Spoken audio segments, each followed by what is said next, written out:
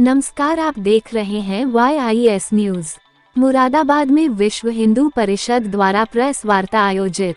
बुधवार को civil line स्थित एक होटल में विश्व हिंदू परिषद द्वारा प्रेस वार्ता का आयोजन किया गया, जिसमें व्हाट्सएप को संबोधित करते हुए प्रांत मंत्री डॉक्टर राजकुमार गुप्ता ने कहा कि केंद्र सरकार ने पॉपुलर फ्रंट ऑफ इंडिया को बैन कर दिया है।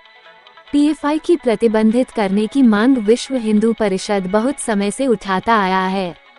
हाल में ही NIA और तमाम राज्यों की पुलिस और एजेंसियों ने PFI के ठिकानों पर छापेमारी कर सैकड़ों गिरफ्तारियां की थीं। डॉक्टर राजकमल गुप्ता ने कहा कि वह भारत के गृह मंत्री अमित शाह का धन्यवाद प्रकट करता है। कहा कि PFI का बैन करके केंद्र सरकार ने PFI के एजेंटों और ISI के एजेंटों के मंसूबों को ध्वस्त कर दिया है। इस मौके पर महानगर प्रचार प्रमुख साकार भटनागर उपस्थित रहे।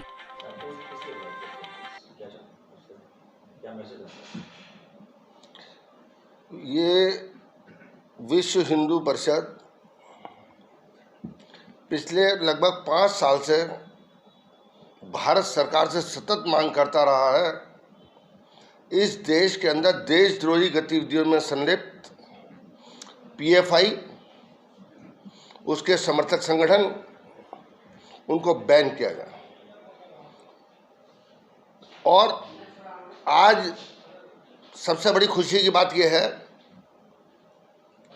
विश्व हिंदू परिषद जो महसूस करती है कि भारत सरकार ने वंदनीय, स्वागत योग्य ऐसा कदम उठाया जिसमें एक झटके के अंदर ही पूरे देश को एक मैसेज चला गया, इस भारत की धरती के ऊपर कोई जिहादी, कोई आतंकवादी भारत माँ को तोड़ने का प्रयास करेगा, वो अब बर्दाश्त नहीं होगा। मेरा स्पष्ट कहना है, ये संगठन 5 साल के लिए बैन करे गए हैं। अभी तो इतनी पूरे देश के अंदर एक मास गिरफ्तारी हुई है, इन सबके ऊपर केस न्यायपालिका में जाएंगे, इन सबको फांसी की सजा होगी, देशद्रोह के मुकदमे लगेंगे।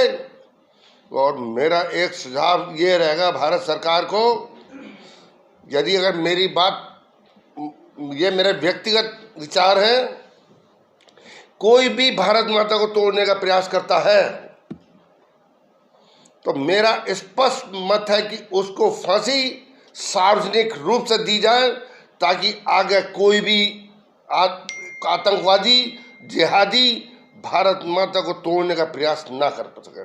उसे पता हो कि यदि अगर इस भारत की धरती के ऊपर, अब वो सरकार नहीं है, आर्मी को हाथ बांध के कह दिया जाओ कश्मीर में काम करो, अब वो उनको खुला निर्णय करने का अधिकार है। वहाँ पे एक सैनिक से लेके चीफ ऑफ आर्मी स्टाफ तक को खुला अधिकार है, कोई सरकार का प्रतिबंध नहीं है। जो देश में हित में काम होंगे वो तत्काल सुरक्षा बल उनको निर्णय करेंगे और वो काम करेंगे। अब वो सरकार नहीं रही कि अपना जो कर दिया वो हो गया। अब हिंदुस्तान की धरती के ऊपर यदि अगर रहना होगा, भारत माता को प्रेम करना होगा, भारत माता को, इस देश को प्यार करना होगा, इस देश की गद्दारी अब बिल्कुल बर्दाश्त नहीं होगी। अब वो सरकार नहीं है। मैं अमित शाह जी को, माननीय प्रधानमंत्री मोदी जी को इस बात की बधाई देता हूँ कि उन्होंने एक झटके के अंदर सारा नेटवर्क नेस्त नाबूद कर दिया। सार्वजनिक फांसी की बात की है जी, या तो संविधान लागू है, फिर तालिबान तो है नहीं, ऐसा कैसे देश में लागू हो सकता है? मैंने अपने व्यक्तिगत बात कही है ये, कि मैं व्यक्तिगत रूप से, ताकि जब आप सजा देते हो फांसी को, बंद कम लिया के देते हो, जाकर कोई देखे नहीं, तो ऐसी आतंकवादी पनपते रहते हैं, ऐसे देशद्रोह इस देश में पैदा होते रहते हैं। यदि इनको सार्वजनिक फांसी दे दी जाएगी तो समाज के और लोग भी देखेंगे और उनके माँ बाप भी देखेंगे, हमेशा अपने बच्चे को आतंकवादी गतिविधियों में जाने से रोकेंगे। एक समाज का मैसेज जाएगा ये। मैं संविधान का सम्मान सब करते हैं, हम भी संविधान का सम्मान करते हैं, संविधान की बात मानते हैं, लेकिन व्यक्तिगत राय देने का अधिकार सबको है। वो मैंने अपनी व्यक्तिगत राय दी है। देश के बहुत सारे संगठन है, मुस्लिम संगठन से, उन्होंने तो RSS बैन की बात कर दी कि RSS तो भी बैन होना चाहिए। अरे अब मांग तो कुछ भी कर लो, मांग तो ये कर लो साहब, मोदी जी को जेल में भेज देना चाहिए। लोग कर रहे हैं बतेरी मांग, अमित शाह जी की नहीं कर रहे हैं कि अमित शाह जो है वो है, तो ऐसा सबकी मांगे मानने लगे।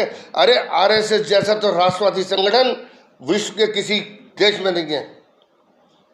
पड़ोसी जनपद से सपा सांसद डॉक्टर बर्क वो पीएफआई के समर्थन में खड़े हैं, उन्होंने बयान दिया है, ये मुस्लिमों को परेशान करने वाली बात है। मैं उनकी इस बात से बिल्कुल इत्तेफाक नहीं रखता।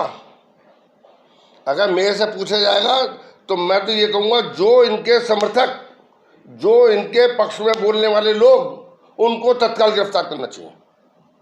उनकी वही सजा होनी चाहिए जो सजा इन आतंकवादियों की होती है। तो आप क्या डॉक्टर बर्क को गिरफ्तारी की बात करेंगे? बिल्कुल, मैं कह सकता हूँ, यदि अगर ऐसा बयान देंगे तो उनको गिरफ्तार करना चाहिए तत्काल। में उत्तर प्रदेश सरकार से, भारत सरकार से मांग करूँगा कि अगर ऐसा बयान देंगे तो कोई भी हो जो देश के खिलाफ बात करेगा उसको गिरफ्तार करना चाहिए। उसको वही सजा होनी चाहिए जो एक आतंकवादी की सजा होती है।